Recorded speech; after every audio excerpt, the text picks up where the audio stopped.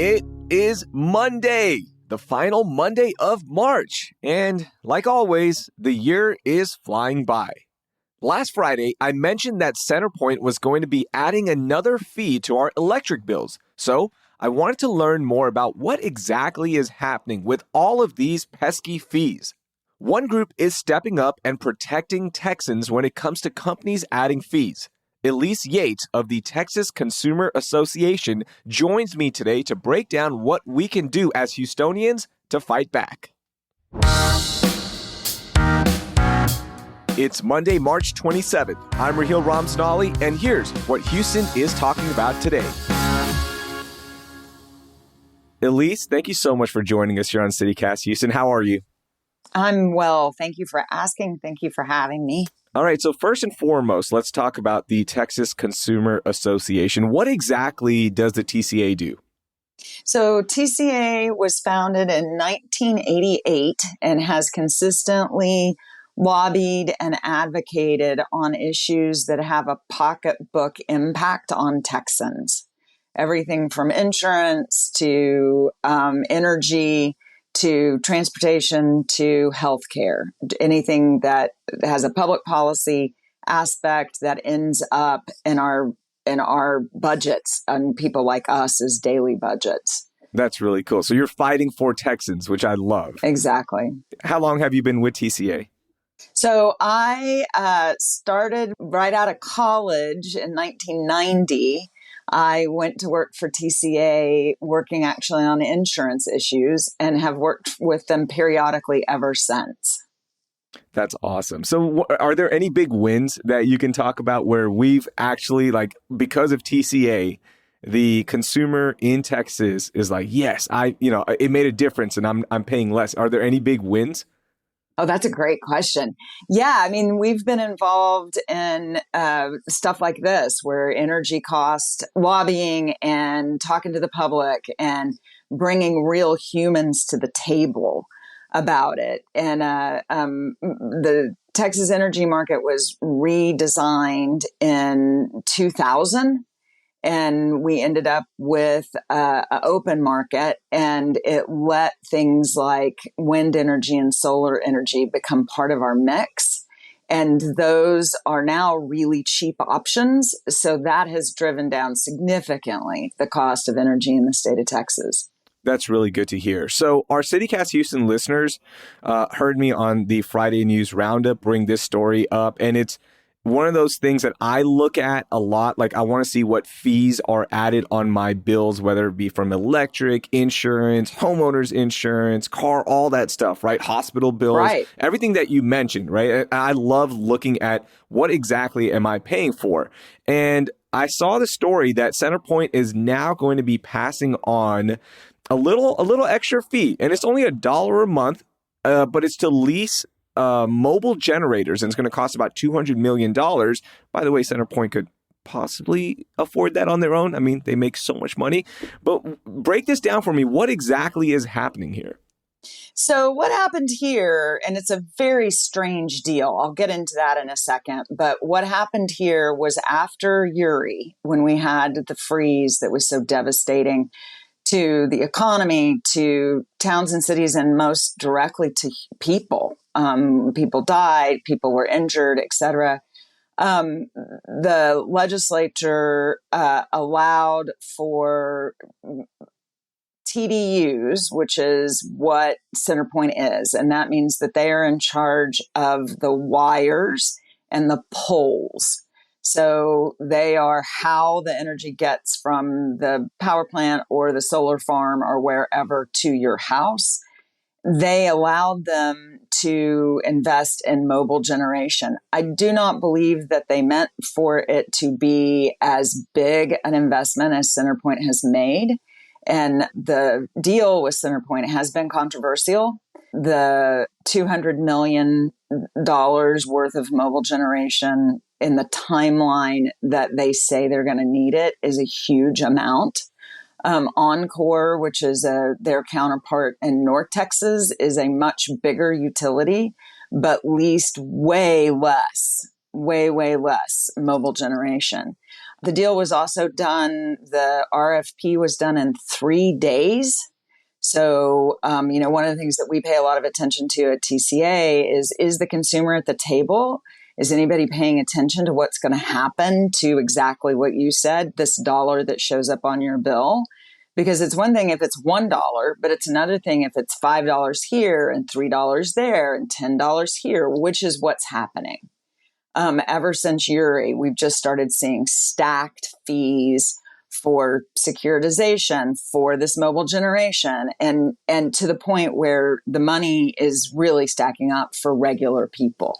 That was the moment, right, with Uri, that all the fees started adding up. And I understand, like, look, there's a rising cost associated with natural resources. Everything has gotten more expensive, and you just expect to pay more. But when I started digging into my bill, I'm like, whoa, this is nuts. Like, your base rate could be 7.9, 8.9, exactly. And all of a sudden you're paying 14.9, 15. It's crazy. How much longer are we going to see these fees tacked on because of Winter Storm Uri?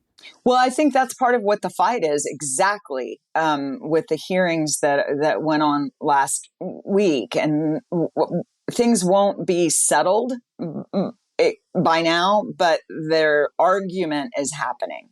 So in addition to things like the mobile generation, which is a lot of money, and was approved in a very haphazard way. Again, very, very haphazard way. And there were no hearings. There was very little input. There's been a lot of questions. The PUC's input originally was that it shouldn't be allowed. And then they came back and reversed themselves, basically, and allowed it.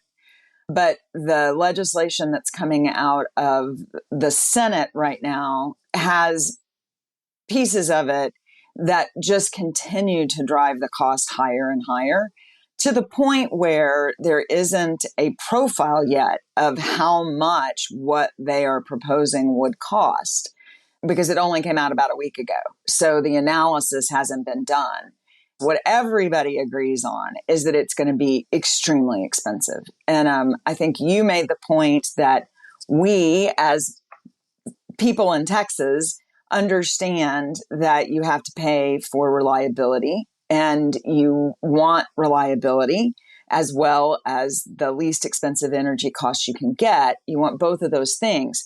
I don't think the people of Texas are opposed to paying some additional fees in order to ensure reliability. I think what has happened is that it's just gotten out of hand, that there's so many, and as you pointed out, they're stacking up on each other. So what started out as a $3 fee, when you then add another $5 fee for securitization, which was the cost of what Uri cost, that was extremely high for the energy companies, that they then securitized that debt through bonds, which we're paying for. And then another fee for the gas securitization, which is separate than the energy securitization. Like, you just start to, and there isn't a comprehensive conversation going on about that. So the TCA is here fighting for us, and I hear all these fees, and when I talk to everybody, it's like, okay, well, what can you do? Right? Like, it's just, you just pay it, you move on. Some people don't even look. I would say most people don't even look at their bills, and they just have it on auto pay, which is fine. How do we fight back? Like, what can we do? How do we get our voice heard to make some changes for our bills? Well, here is some good news, which is, while registering comments with your legislator and with CenterPoint, most of your, or I would assume, I realize you're a podcast, but most of your listenership is likely in the CenterPoint territory, is registering it with them. They want to know that they will pay attention. They know that end customers are mad, as will your legislators and the PUC. They're all supposed to listen to us. So registering that is really important. Using your voice as a person who lives in Texas is really important. So I know Uri impacted us a lot in the city of Houston, and we're paying for that. Has Encore passed a lot of fees down to all the people up in Dallas and North Texas? Do you know that? Like, are they going through a similar situation as well, or is this isolated to CenterPoint? There are things that CenterPoint is doing that, like the mobile generation, that seems outsized to us compared to their counterparts. But the layering on of fees is happening everywhere. I would also mention that CenterPoint's CEO is the highest paid among the other companies like his, to the tune of almost three times as much as other companies like him. I'll shoot along that info to you. But then we've got what's going on at the state level, and that would affect everyone, including CenterPoint customers. So it's happening everywhere. But CenterPoint has some specific things that it is spending a lot of money on that then get wrapped up into your rates. And I would also point out that CenterPoint, as a regulated monopoly, has a guaranteed rate of return, meaning that for the things that get approved, they automatically make a profit on it.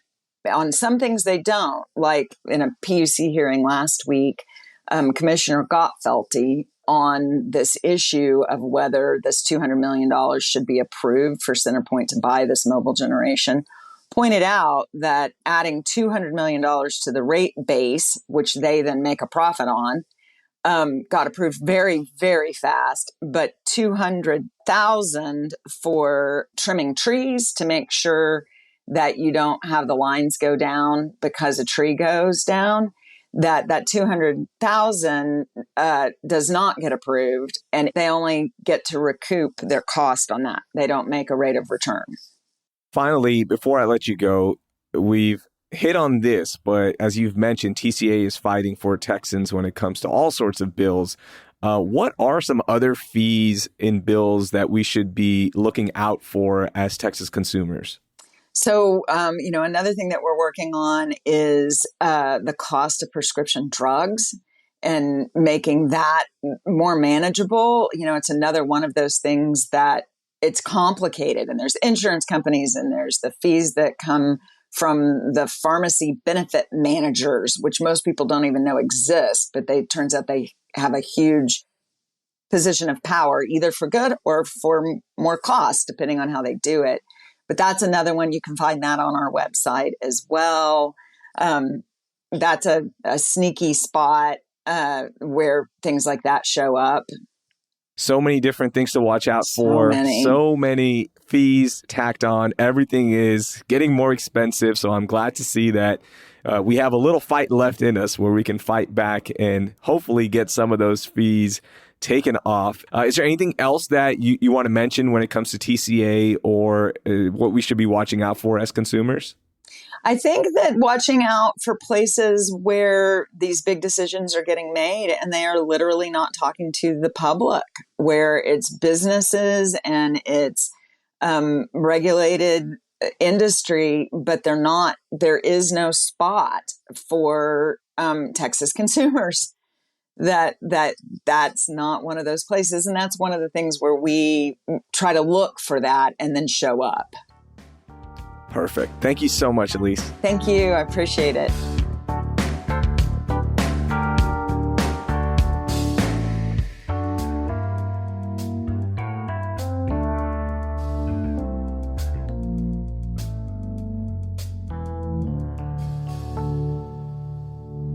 Thank you to Elyse Yates, consultant at the Texas Consumer Association. You can learn more about their efforts at txconsumer.org. All right, let's start Monday with some good news. A 90-year-old has become a first-time dad in the city of Houston. Okay, I'm totally clickbaiting here because the 90-year-old is Mr. Pickles, the tortoise, who is the oldest animal at the Houston Zoo. The first-time dad welcomed 3 babies last week with Mrs. Pickles, and yes, that is her real name. All right, that will do it for today. We're back tomorrow for Food Tuesday with Abbas Danani, the owner of Burger Bodega and at Houston Eats on Instagram. Thank you for listening, and I hope you learned something new today.